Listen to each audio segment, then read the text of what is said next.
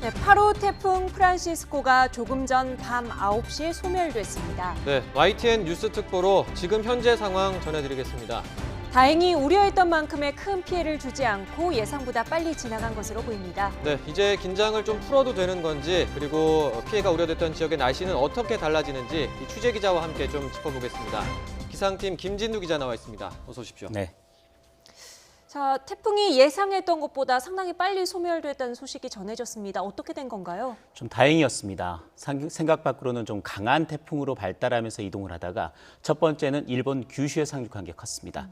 내륙을 굉장히 오랜 시간 동안 지나면서 세력을 급격하게 잃었고요. 네. 다시 바다로 나왔지만 해수 온도가 27, 8도 정도로 좀 높았기 때문에 좀 더 발달하면서 들어오지 않을까라는 우려를 했었습니다만 일본 규슈를 지나면서 태풍이 상층과 하층이 서로가 분리가 됐습니다. 네. 그러면서 굉장히 급격하게 두 조각이 났다라고 보시면 되겠는데요. 네. 그런 상태에서 해상을 지나면서도 크게 세력을 확보하지 못하고 속도가 빨라져서 당초 예상으로는 밤 9시쯤 부산 부근에 상륙할 것으로 예상을 했는데 네. 40분 정도 이른 8시 20분쯤에 부산에 상륙을 했습니다. 네. 네. 내륙에 상륙하면 그때부터는 더 급격하게 세력이 약화됩니다. 그래서 한 40분 정도 내륙을 지나가다가 바로 부산에서 약 북쪽으로 한 20km 정도 되는 육상에서 열대 저압부로 바뀐 상태에서 서서 이동을 하고 있습니다. 그러니까 네. 태풍은 소멸했습니다. 하지만 태풍이 남긴 열대 저압부, 강한 저기압은 계속해서 내륙을 통과하고 있어서 밤사이 내륙을 통과한 뒤에 내일 오후쯤 속초 부근으로 이 강한 저기압이 빠져나갈 것으로 보입니다. 네, 네. 말씀하신 것처럼 이제 태풍은 소멸이 돼서 네. 열대 저압부가 됐는데, 근데 아직 뭐 완전히 안심할 수 있는 상황은 아닌 거죠. 계속 뭐 비를 많이 뿌릴 것으로 지금 예상이 되는 상황인 거죠. 그렇습니다. 태풍과 열대 저기압의 차이는 중심 풍속입니다. 네. 중심 풍속이 초속 17m를 넘어서면 태풍이 되는 거고요. 네. 그보다 풍속이 낮아지면 열대 저압부가 되는 겁니다. 열대 저압부라는 거는 태풍이 바로 변한 상태에서 만들어진 저기압이기 때문에 많은 구름 그리고 다소 강한 바람을 계속해서 유지한 상태에서 우리나라의 내륙을 통과하게 됩니다.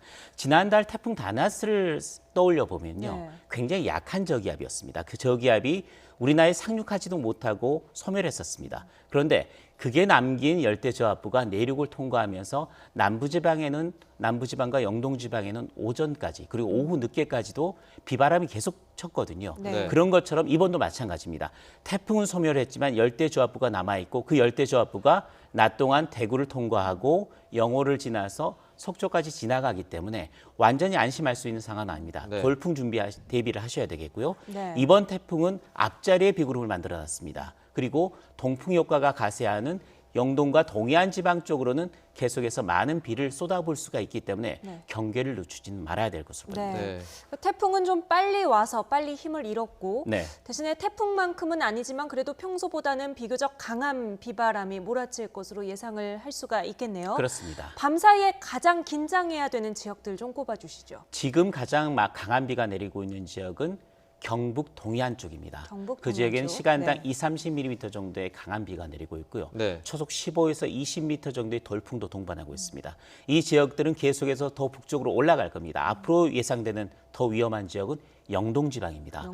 영동 상층에 찬 공기가 남아있는 상태에서 열대 저압부가 가져온 수증기가 만나면 폭발적으로 강한 비구름이 만들어질 수가 있습니다. 따라서 오늘 밤부터 내일 새벽 사이는 경북 동해안 그리고 내일 새벽부터 오전 사이에는 영동 지방에서 폭우 피해를 대비를 해야 됩니다. 네.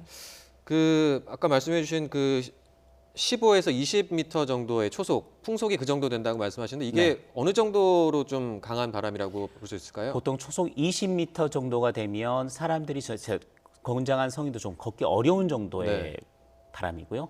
그리고 20m 정도면 작은 나무들 같은 경우는 부러지는 정도 네. 수준입니다. 30m가 넘어가면 아름드리 나무도 부러질 수 있는 상황인데 15에서 20m가 그렇게 셀 것 같지가 않습니다만은 네. 순간적으로 부는 바람이라면 간판이 날아가고 건물 외장재가 떨어질 수 있는 그 정도의 수준의 돌풍입니다. 네. 따라서 도심 지역에서는 특히 동해안 지역의 도심 지역에서는 이런 간판이나 아니면 시설물들이 떨어진 낙하 사고에 대비를 해야 됩니다. 네, 지금 뭐 태풍이 소멸됐다고 하니까 좀 긴장을 푸실 수도 있을 것 같은데 밤사이 경북 동해안 그리고 영동 지방 각각 그 지방에서는 좀 어떤 대비들을 그러면 해놔야 될까요? 우선은 비 피해가 많은 지역이 있을 겁니다. 비가 굉장히 강하게 오는 지역들이 많을 텐데 이런 상황에서는 침수 피해 우선 대비를 해야 되겠고요. 네. 특히 해안가에 연해 있는 지역 같은 경우에는 바람도 동반이 되기 때문에 이 굉장히 높은 파도가 방파제를 넘어올 수가 있습니다. 그런 네. 사고도 대비를 해야 됩니다. 네. 바람이 불 때는 돌풍이 굉장히 강하게 부는 상황이 되기 때문에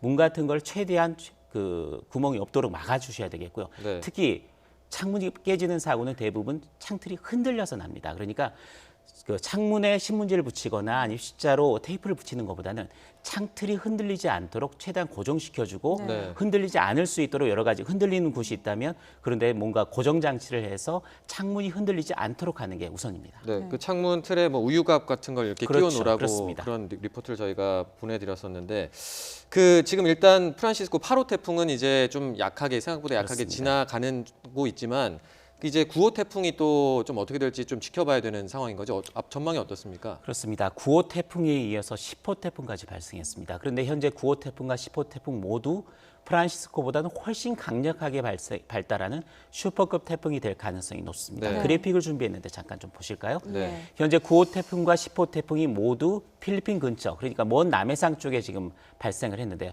왼쪽에 보이는 게 9호 태풍입니다. 네. 그리고 오늘 오후에 발달한 10호 태풍 코로사까지 있습니다. 두 태풍이 굉장히 가까운 거리에 있습니다. 네. 이렇게 태풍이 가까운 거리에 있는 데다가 8호 태풍 프란시스코까지 지금 이동을 하고 있는 상태이기 때문에 이 주변에 동아시아 지역의 주변에 대기가 굉장히 지금 요란하게 흔들리고 있는 상태입니다. 네. 태풍 두 개가 가까이 붙어 있으면 서로의 진로에 또 영향을 줍니다. 현재 예상으로는요. 다음 그래픽 준비해 준 거 보시죠. 네. 9호 태풍은 중국 내륙으로 약간 들어갔다가 다시 빠져나오는 것으로 돼 있고요. 네. 10호 태풍은 일본 남쪽을 향해서 올라갈 가능성이 높은 것으로 보고 있습니다. 현재까지 슈퍼컴퓨터가 예상한 진로대입니다. 그런데 이게 이대로 이어질 가능성은 상당히 낮습니다. 태풍들이 서로 굉장히 영향을 주고받고 또 8호 태풍까지 주변 대기에 영향을 주게 되면 이 태풍 진로가 상당히 요동칠 가능성이 있습니다. 네. 따라서 9호 태풍, 10호 태풍, 저는 10호 태풍보다는 9호 태풍이 조금 더 우리나라 근처로 올라올 가능성이 높다고 보고 있는데 9호 태풍에 대한 진로, 이게 어떻게 발달하고 어떻게 이동하는지에 대한 경계는 계속해서 기울여야 될 것 같습니다. 기상청도 굉장히 조심스럽게 이 부분을 들여다보고 있습니다. 시점은 어느 정도로 예상하면 될까요? 9호 태풍이 올라온다면 만일에 우리나라 근처까지 올라올 가능성이 있다면 다음 주 초반입니다. 다음 네. 주 초반까지 좀 예. 주의를 기울여 봐야겠습니다. 네, 지금까지 태풍 상황 알아봤습니다. 과학기상팀 김진두 기자였습니다. 말씀 감사합니다. 고맙습니다.